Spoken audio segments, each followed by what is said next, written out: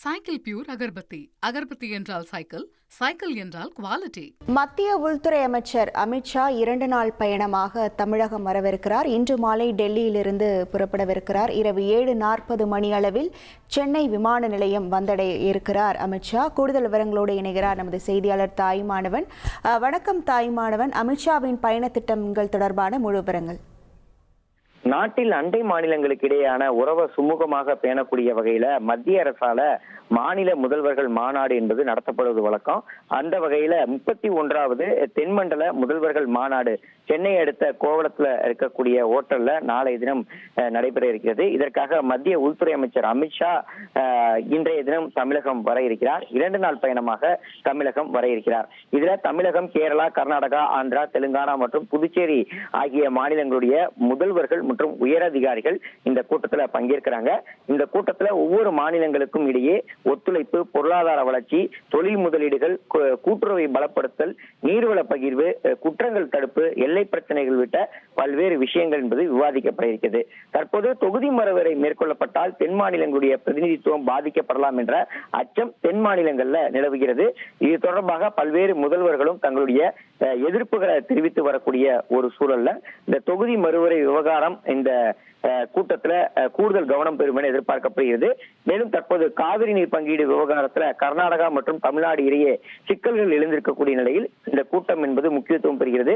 இந்த மாநாட்டின் போது தமிழக முதலமைச்சர் விஜய் மற்றும் கர்நாடக முதல்வர் டி.கே. சிவகுமார் ஆகியோர் இந்த காவிரி விவகாரம் குறித்து பல்வேறு விஷயங்களை விவாதிப்பதற்கான வாய்ப்புகள் இருப்பதாக தகவல்கள் இருக்கிறது. அது மட்டும் இல்லாம உள்துறை அமைச்சர் அமித்ஷாவுடைய இந்த தமிழக வருகையை பொறுத்த மட்டும் பார்த்தோம்னா, முதலமைச்சராக விஜய் அவர்கள் பொறுப்பேற்ற பிறகு இதுவரை உள்துறை அமைச்சர் அமித்ஷாவை சந்திக்காத ஒரு சூழல் என்பது இருக்கிறது. பதவியேற்ற பிறகாக டெல்லிக்கு முதல் முறையாக சென்ற போதும் கூட உள்துறை அமைச்சர் அமித்ஷாவை அவர் சந்திக்காத ஒரு சூழல் என்பது இருந்தது. இதன் மூலமாக தற்போது இந்த தென் மாநில முதல்வர்கள் மாநாட்டின் மூலமாக உள்துறை அமைச்சர் அமித்ஷாவை முதலமைச்சர் விஜய் அவர்கள் சந்தித்து தமிழக நலன் சார்ந்து பல்வேறு விஷயங்களை பேசுவதற்கான வாய்ப்புகள் இருப்பதாக தகவல்கள் இருக்கிறது. மாநாட்டில் பங்கேற்பதற்காக கர்நாடக முதலமைச்சர் சிவகுமார், கேரள முதலமைச்சர் சதீசன், ஆந்திர முதலமைச்சர் சந்திரபாபு நாயுடு, தெலுங்கானா துணை முதலமைச்சர், புதுச்சேரி முதல்வர் ரங்கசாமி உள்ளிட்ட பலரும் இன்று இரவே தமிழகம் வர இருக்கிறாங்க. உள்துறை அமைச்சர் அமித்ஷாவை பொறுத்த மட்டில் டெல்லியில் இருந்து புறப்பட்டிருக்கக்கூடிய அவர் சரியாக மாலை 7:30 மணிக்கு அவர் சென்னை விமான நிலையம் வந்தடைவார் என எதிர்பார்க்கப்படுகிறது. தொடர்ந்து சாலை மார்க்கமாக 8:20 மணிக்கு கோவளம் பகுதிக்கு நேரில் செல்லக்கூடிய அவர் கோவளத்தில் இருக்கக்கூடிய அந்த தனியார் நட்சத்திர விடுதியில தங்க இருக்கிறார். 9 மணி அளவுல உணவு டின்னரை முடித்துக் கொண்ட பிறகாக முக்கிய நிர்வாக அதிகாரிகளோடு 6 மாநிலத்தைச் சேர்ந்த நிர்வாக அதிகாரிகளோடு அவர் சிறிது நேரம் ஆலோசனையில ஈடுபட இருப்பதாக தகவல்கள் இருக்கிறது.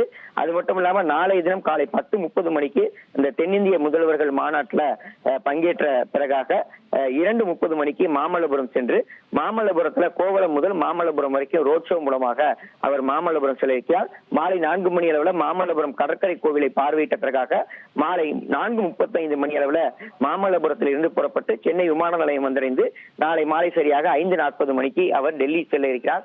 இப்படியாகத்தான் உள்துறை அமைச்சர் அமித்ஷாவுடைய பயண திட்டம் என்பது வரையறுக்கப்பட்டிருக்கிறது.